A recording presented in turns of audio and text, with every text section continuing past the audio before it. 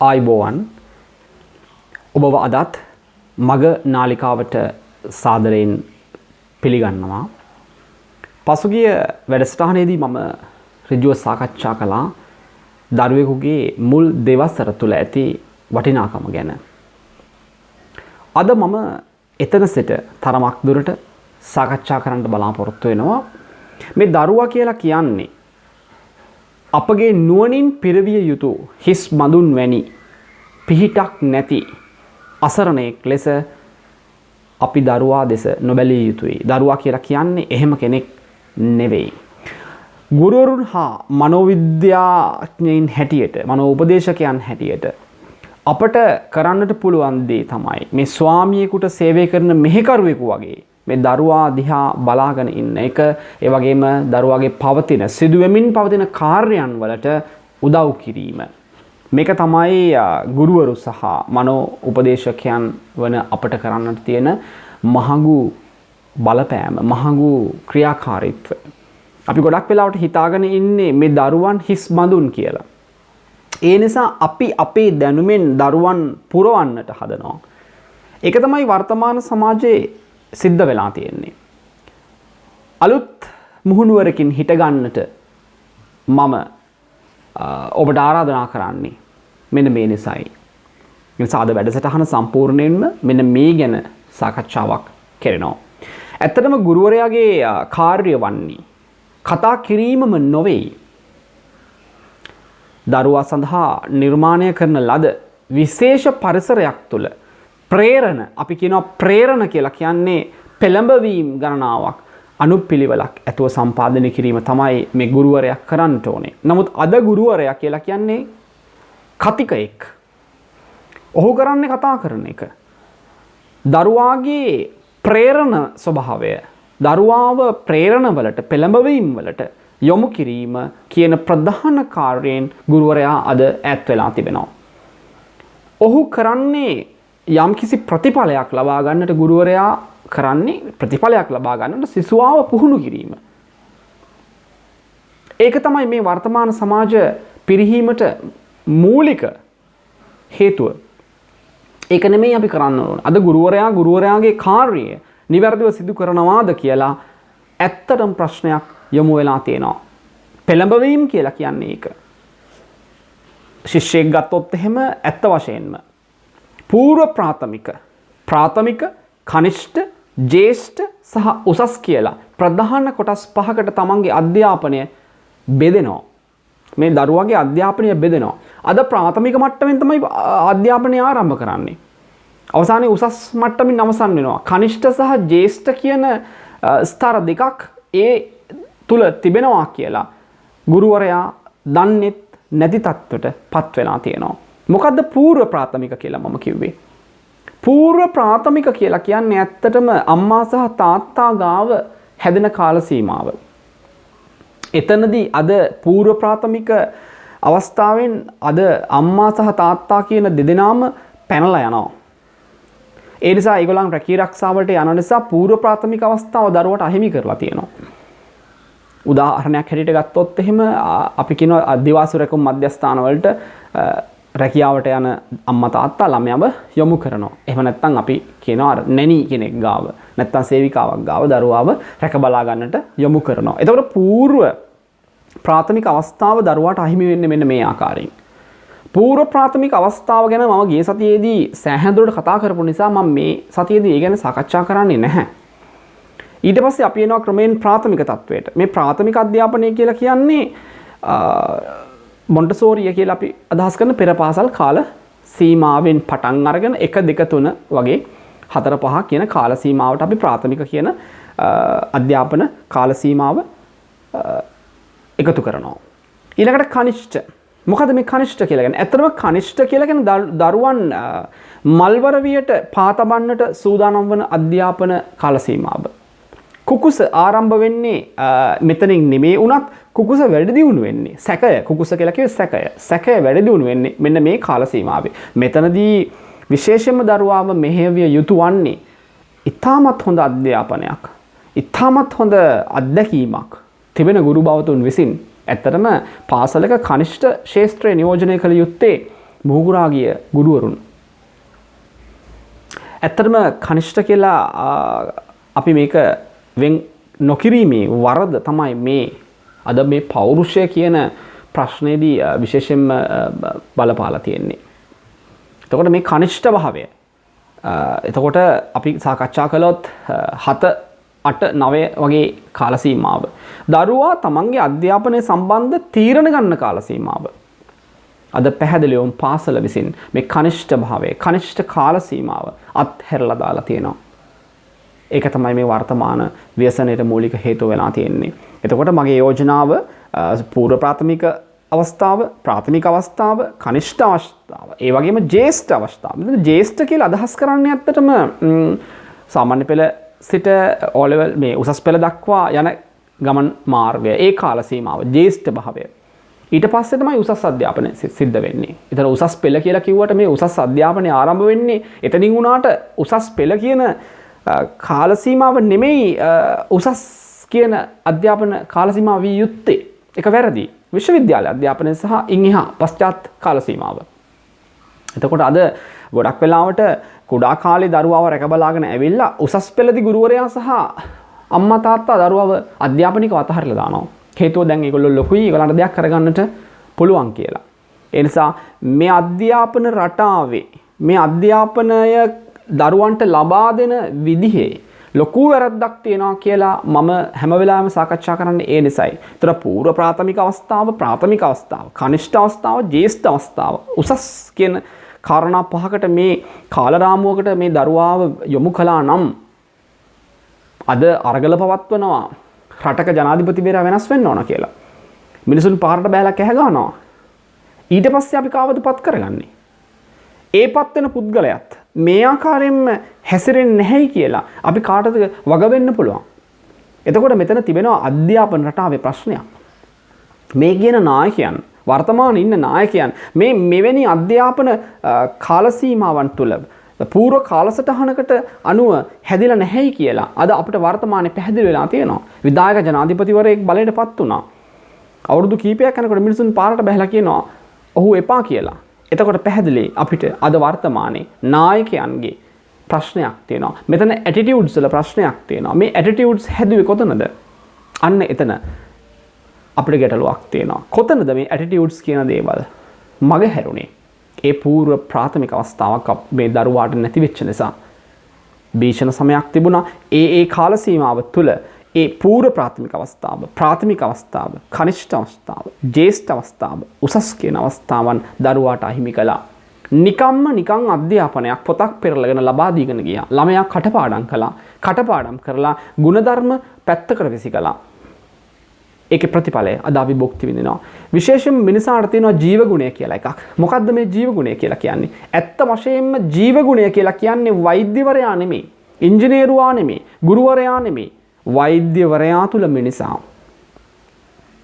ඉංජිනේරුවා තුල මිනිසා, ගුරුවරයා තුල මිනිසා. මේක තමයි ජීව ගුණය. මේ ජීව ගුණය නැති වුණොත් මොකද වෙන්නේ? අර ප්‍රසිද්ධ කියමනක් තියෙනවා මේක ජේසුස් ක්‍රිස්තුස් වහන්සේ කියලා තියෙන්නේ. උන්වහන්සේ කියලා තියෙනවා ලුණෙහි ලුණු රසය නැතුව ගියොත් එයට ලුණු රස කැවිය හැක්කේ කුමකින්ද කියලා. ඒ ජීව ගුණය ගැනයි උන්වහන්සේ කතා කරලා තියෙන්නේ. කිසියම් පුද්ගලයෙකු තුල ඔහු කටපාඩම් කරලා මහන්සි වෙලා වෛද්‍යවරයෙක් වෙනවා. හැබැයි ඔහු තුල ජීව ගුණය නැහැ. ඒ කියන්නේ මිනිස්කම නැමැති ගුණය නැහැ. අපි තක්කාලි ගෙඩියක් ගත්තොත් තක්කාලි වල අඩංගු ඒ අමුද්‍රව්‍ය කොටස් ඉන්ග්‍රීඩියන්ට්ස් කියන එක නෑ තක්කාලි ගෙඩිය තියෙනවා නම් ඒ තක්කාලි ගෙඩියෙන් ඇති ඵලය කුමක්ද?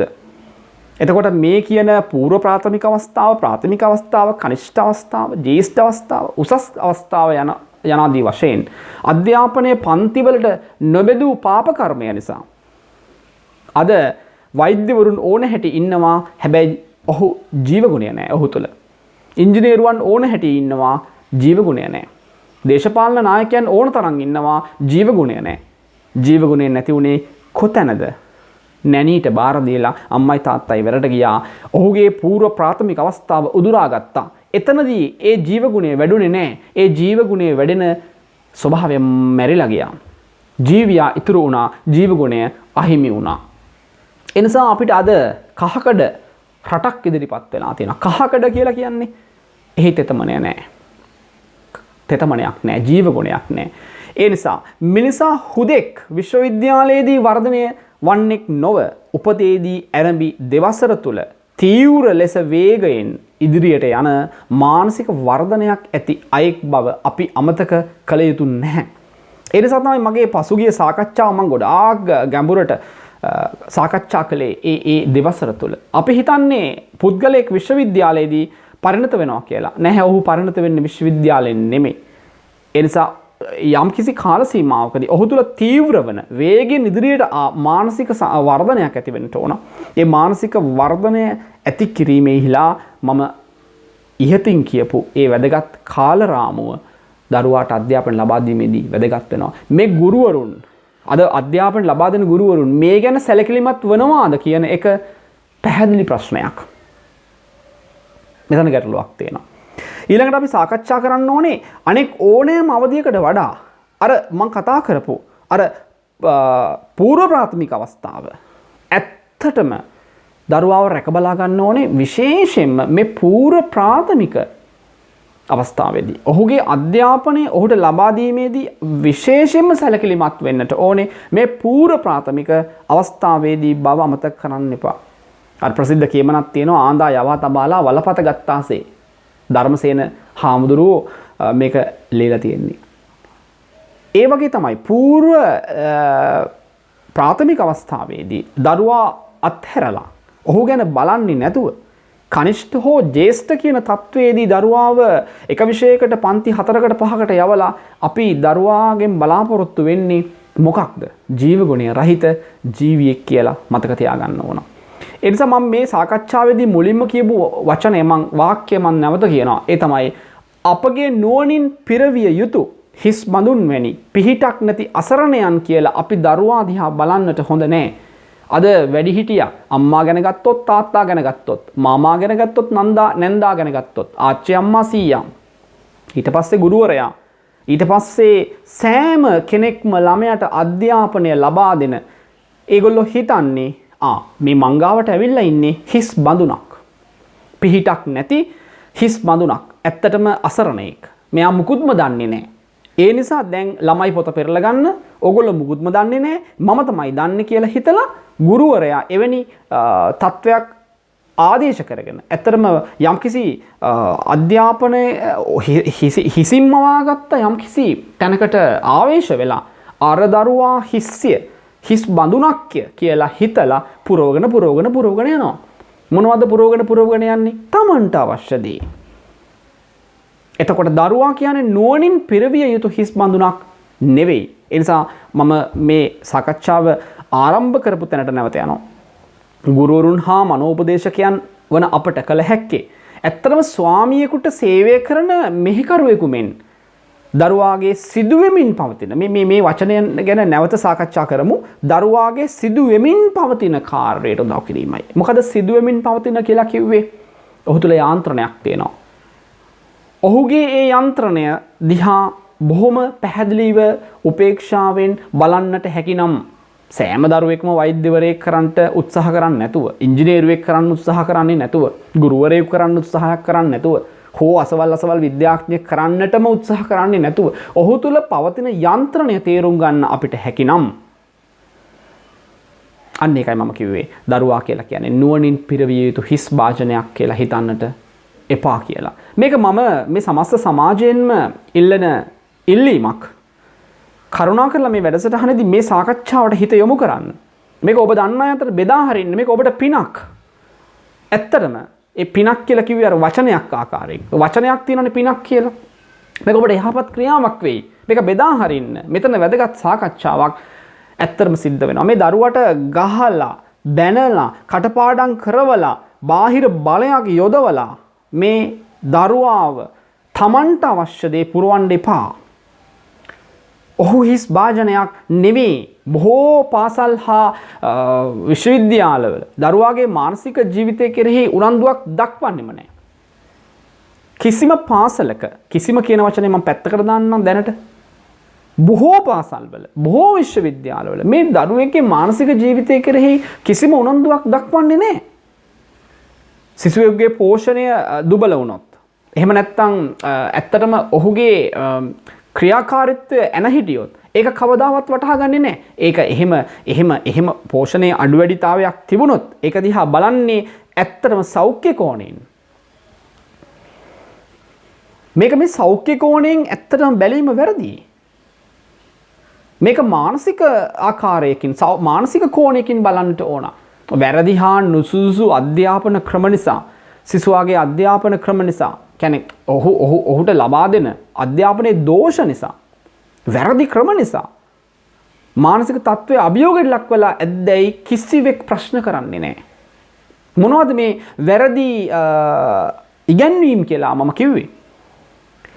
අපි අර සාකච්ඡා කරපු පූර්ව ප්‍රාථමික අවස්ථාව කනිෂ්ඨ අවස්ථාව කනිෂ්ඨ කියන කාලය තුල දරුවා ළමාවිය සහ තරුණවිය අතර විශාල සටනක නියැලෙනවා.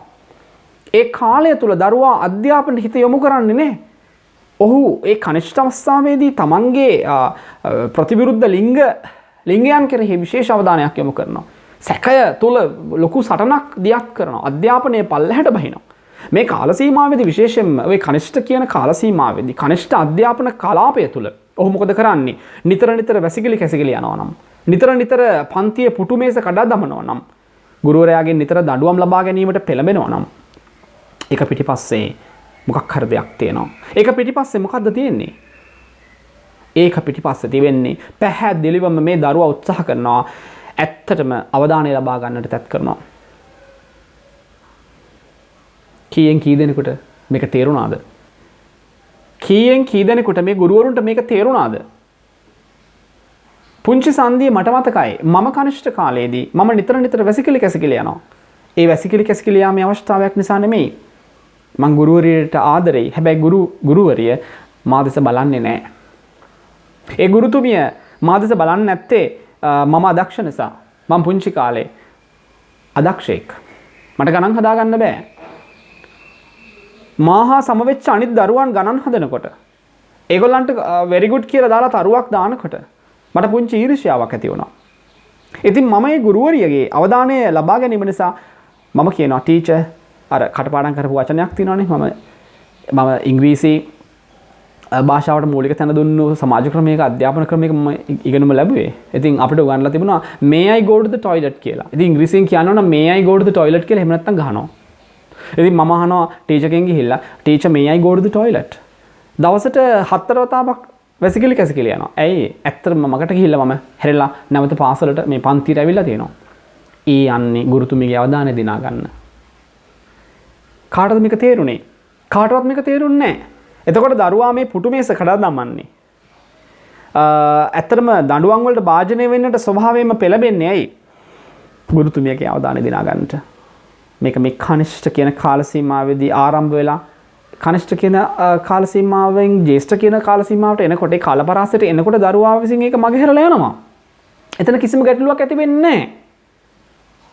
එතකොට ඒක තීරුම් ගන්න පුළුවන් සමත් වෙච්ච ගුරුවරයෙක් මේ දරුවාට එදා මුණ ගැසුණා නම් ඇත්තටම ඔහු දිනක වැඩිහිටියෙකු වෙලා ඔය කියන අවධානය දිනා ගැනීමට උත්සාහ කරපු ඒ කනිෂ්ඨ කලාපයේ සිටි දරුවාට නිවැරදිවම අවධානය දිනා ගන්නට බැරි වුණොත් ඔහු වැඩිහිටියෙකු බවට පත් වෙනවා. වැඩිහිටියෙකු බවට පත් වෙලා මොකද කරන්නේ? මත්පැන් බොන්න පටන් ගන්නවා. හරි? ඇයි අර පුංචි කාලේ නොසන්සිඳුණු අවශ්‍යතාවය නිසා මතක තියාගන්න මම මේ කියපු සාකච්ඡාව මම මේ කියපු කතාව කනිෂ්ඨ කාල සීමාවේදී කිසියම් දරුවෙකු තමන්ගේ ගුරුවරියගේ අවධානය දිනා ගැනීමට උත්සාහ කිරීම හරියටම සිද්ධ නොවුනොත් මේ දරුවා මේක වැඩිහිටියෙකු බවට පත් වෙලා මත්පැන් වගේ දේවල් බීලා මිනිස්සු අරක්කු බොන්නේ ඇයි? මම දන්න එක්තරා පවුලක් තිබෙනවා. ඒ අම්මයි ඒ තාත්තයි අතර ඉඳලා හිටලා ගැටුම් ඇති වෙනවා. මේ අම්මා ඒකාකාරී රැකියාවක නිරත වෙනවා. ඉස්පාසුවක් නැහැ රැකියාව. ගෙදරින් පැන යන්න ඕන නිසා, කාලයෙන් පැන යන්න ඕන නිසා, කාලේ මගහැර යන්න ඕන නිසා මේ අම්මා මොකද කරන්නේ? රැකියාවට යනවා. රැකියාවට ගිහිල්ලා එනකොට තෙහෙට්ටුයි, අමාරුයි. ගෙදර ඇවිල්ලා වැටිලා නිදා ගන්නවා. මේ තාත්තට, ඒ කියන්නේ එයාගේ ස්වාමියාට මේ තමන්ගේ බිරිඳගේ අවධානය දිනා ගන්නට ඕන නිසා මත්පැන් ටිකක් බීලා ගෙදර එනවා. එතකොට මේ භාර්යාව මොකද කරන්නේ? කෑකෝ ගහලා එකට කඩා පනිනවා. අන්න ස්වාමියා එදාට දිනුවා. ඇයි? මත්පැන් ටිකක් බීලා මම ගෙදර ආවහම මගේ නෝනා මට කෑ ගහනවා. ඒ කියන්නේ ඔහු හරි ක්‍රමෙන් හෝ වැරදි ක්‍රමෙන් අවධානය, තමන්ගේ අවධානය දිනාගත්තා. මෙන්න සමාජ කතිකාව. ඔබගේ ඇස යොමු යුත්තේ මෙතනට. මේ සාකච්ඡාව ශ්‍රවණය කරන කිසියම් පුද්ගලයෙකුගේ ස්වාමි පුරුෂයෙක් අධික විදිහට මත්පැන් බොනවා නම් මේ ප්‍රදර්ශනකාමය නිකුත් කරන්නනේ මේ මත්පැන් බොන්නේ. ඇයි මිනිස්සු කුඩු ගහන්නේ? ඇයි මිනිස්සු ගංජා පාවිච්චි කරන්නේ? ඒවට ඇබ්බැහි වුණාට පස්සේ ඒක ශාරීරික අවස්ථාවක් වෙනවා. ඊට පස්සේ ඒකෙන් මිදෙන්න බෑ. ඒක මම වෙනම සාකච්ඡා කරන්නම් වෙනම වැඩසටහනක. නමුත් මේ වැඩසටහනදී මම කතා කරන්නේ කනිෂ්ඨ කියන්නේ పూర్ව ප්‍රාථමික අවස්ථාවන් වල, ප්‍රාථමික අවස්ථාවන් වල, කනිෂ්ඨ අවස්ථාවන් වල, ජ්‍යෙෂ්ඨ අවස්ථාවන් වල මිනිස්සුන්ගේ ඒ අවධානය ලබා ගැනීමට තැත් කිරීම, දරුවාගේ අවධානය අනිත් අයගේ අවධානය, ගුරුවරියගේ අවධානය ලබා ගැනීමට උත්සාහ කිරීමේදී අසමත් වුණාම තමයි මෙවැනි තත්ත්වයක් නැති වෙන්නේ. ඒ මිනිස්සු ගංජා පාවිච්චි කරන්නේ. සමාජීය අවස්ථාවය සමාජයේ අවධානය තමන් විතර ලබා ගැනීමට. ඒක ශාරීරික අවස්ථාවක් වෙනවා එක පස්සේ. නමුත් මම අදහස් කරන්නේ මේ ආරම්භයේදී හැම පුද්ගලයෙක්ම අර මත්පැන් බොන්නේ ආරම්භයේදී මොකටද? තමන්ගේ අවධානය ගන්නට, තමන් අවධානය ලබා ගන්නට තමයි ඒ පුද්ගලයා එහෙම කරන්නේ. කාගේද? සමාජයේ, සමස්ත සමාජයේ, විශේෂයෙන්ම බොළඳ බිරිඳකගේ අවධානය ලබා ගැනීමට තමයි ඔහු එහෙම කරන්නේ. එනිසා මේ මත්පැන් ලබා ගැනීම, මත්ද්‍රව්‍ය වලට ඇබ්බැහි වීම මේක පොලිස් දෙපාර්තමේන්තුව දක්වා විහිදිය යුතුයි. ඇත්ත වශයෙන්ම අරක්කු ටිකක් බිව්වහම, ගංජා පාවිච්චි කළාම, මත් කුඩු පාවිච්චි කළාට පස්සේ අල්ලලා ගහලා හිරේ දාලා නෙවෙයි මේ ප්‍රශ්නේ විසඳන්න පුළුවන් වෙන්නේ. ඉන් එහාට ගැඹුරට මේ ප්‍රශ්නේ දිහා බලන්නට ඕන. ඒ නිසා මම තව විශේෂ උදාහරණයක් මම මෙතන කියන්න ඕන. මේ විශ්වවිද්‍යාල සිසුන් ලවා අධ්‍යාපන ලබා දෙනවා. අද රැල්ලක් මෙතනදී කෙසේ හෝ දැනුම ලබා දීමක් සිදු කරනවා. දැනුම විතරද අධ්‍යාපනය කියලා කියන්නේ? දැනුම විතරද ලබා දෙන්න ඕනේ? මතක තියාගන්න අර කලින් මම කියපු සාකච්ඡාව. විශ්වවිද්‍යාල ශිෂ්‍යයා ඉන්නේ ජ්‍යෙෂ්ඨ තත්වයේ හෝ උසස් කියන අධ්‍යාපනික කලාපය තුළ. ඔහු ගුරුවරයෙක් නෙවෙයි. ඔහු දැනුම ලබා දෙන්නට දන්නවා. හැබැයි ඔහු අධ්‍යාපනය කියලා කියන්නේ ඔහු ලබා දෙන දැනුම පමණද? හිතලා බලන්න මං කියූ දේ. අද නගරාශ්‍රිත විශාල රැල්ලක් තියෙනවා. විශ්වවිද්‍යාල සිසුන් ගෙවල් වලට කැඳන් ඇවිල්ලා ඒ ළමයි හරහා අධ්‍යාපනය ලබා දෙනවා. මේක වැරදි. මේ අධ්‍යාපන ක්‍රමය වැරදි. හේතුව ඔහු පුහුණු කෙනෙක් නෙවෙයි. අධ්‍යාපනය ලබා දෙන්නට පුහුණු විය යුතුයි. තමන් මොන හරි විෂයක් ගැන දන්නවා නම් ඒක තව කෙනෙකුට කියලා දෙන්න මොකටද පුහුණුව කියලා අද 90%ක් මාත් එක්ක තර්ක කරාවේ. නමුත් මම ඔබට පැහැදිලි කරලා දෙන්නම්. ඔබට මම පැහැදිලි කරලා දෙන්නම් ඉදිරි වැඩසටහන් වලදී. අධ්‍යාපනය දැනුම කියලා කියන්නේ අධ්‍යාපනයේ ඉතා කුඩා ප්‍රමාණයක් පමණයි. එනිසා ඔබ මේ කරන දේ කරන්න එපා. අධ්‍යාපනය දරුවාට ලබා දී යුත්තේ පුහුණු පුද්ගලයෙක් තුලින් පමණයි. ඒකට නිවැරදි පාඨමාලාවක් හදාරපු යම්කිසි තැනක නිවැරදිව ඒ ඉගැන්වීම සඳහා පුහුණු වෙච්ච කෙනෙක්ගෙන් පමණයි දරුවාට අධ්‍යාපනය ලබා දී යුත්තේ. විශ්වවිද්‍යාල ශිෂ්‍යයෙක්ගෙන් අධ්‍යාපනය දරුවාට ලබා දීම තුළ ශිෂ්‍යයෙක්ගෙන් අපි තවත් ශිෂ්‍යයෙකුට අධ්‍යාපනය ලබා දීමක් සිද්ධ වෙනවා. මෙතන ඔබ සිතිය යුතු දෙයක් තිබෙනවා. හේතුව දරුවාට ලැබෙන්නේ දැනුම පමණයි. දැනුම පමණක් ලැබුණාට පස්සේ ඔහුගේ ජීව ගුණය මැරිලා යනවා. දැනුම පමණක් ඉතිරි වෙලා හැඟීමක් දැනීමක් නැති, ස්වාධීන තීරණයක් ගන්න බැරි, පීඩනකාරී අවස්ථාවක ඒට මූණ දෙන්නට බැරි, කෙලෙහි ගුණයක් නැති මැරිච්ච මිනිහෙක් බිහි වෙනවා. ඒ මැරිච්ච මිනිහා බිහි වුණාට පස්සේ ලුණට ලුණු රසය නැති වුණාට පස්සේ ඒට ලුණු රස කැවිය හැක්කේ කුමකින්ද කියලා ජේසුස් වහන්සේ ඇහුවා වාගේ ප්‍රශ්නයක් තිබෙනවා මටත් අහන්නට. ඔබ වේද ගන්නට යන වෛද්‍යවරයාගේ ජීවගුණය නැති වුණාට පස්සේ ඒ වෛද්‍යවරයාගෙන් ඇති ඵලය කුමක්ද? ඔබගේ ගෙදරට ඔබගේ නිවස අලුත් වැඩියා කරගන්නට ඔබගේ නිවසට පැමිණෙන ඉංජිනේරු මහත්තයා තුල ජීවගුණය නැති වුණාට පස්සේ ඒ ඉංජිනේරුවාගෙන් ඇති ඵලය කුමක්ද? ඔබ විවාහ වෙන පුද්ගලයා ඔබ බිරිඳක් ඔබ ගැහැණු කෙනෙක් නම් ඔබ විවාහ වෙන පිරිමි කෙනෙක් සමග. ඒතර ඒ පිරිමි කෙනාගේ ජීවගුණය නැති හුදෙක් ජීවියෙක් නම් ඇති ඵලය කුමක්ද? ඔබගේ දුකකට ඔහුට ඇඬෙන්නේ නැත්නම්, ඔබගේ දුක ඔහුට දැනෙන්නේ නැත්නම්, ඔබගේ සතුට ඔහුට දැනෙන්නේ නැත්නම්, ඔබගේ පීඩනය ඔහුට දැනෙන්නේ නැත්නම් ඒ ජීවගුණය නැති වූ පුද්ගලයෙක් බව අමතක කරන්න එපා. එතකොට ඔබ සමාජයේ ජීවගුණය නැති මිනිසුන් තමයි සොයන්නේ. දැනුම පමණක් ලැබුණු අය. ඒ නිසා මේ සාකච්ඡාවේදී මම විශේෂයෙන්ම ඔබ යොමු කරනවා මේ පූර්ව ප්‍රාථමික අවස්ථාවේදී දරුවාව රැක ගන්න. ප්‍රාථමික අවස්ථාවේදී දරුවාව රැක ගන්න. කනිෂ්ඨ ජ්‍යෙෂ්ඨ උසස් කියන කාල රාමුවන් තුල දරුවාට අධ්‍යාපනය නිවැරදිව ලබන්නට ඉඩ දෙන්න. මෙවැනි ක්‍රමයක් තුළින් අපිට සාධාරණ සාමයෙන් පිරි අපූර්ව රටක් නිර්මාණය කර ගැනීමට හැකිවන බව ඒකාන්තයි. ඒක මගේ විශ්වාසය.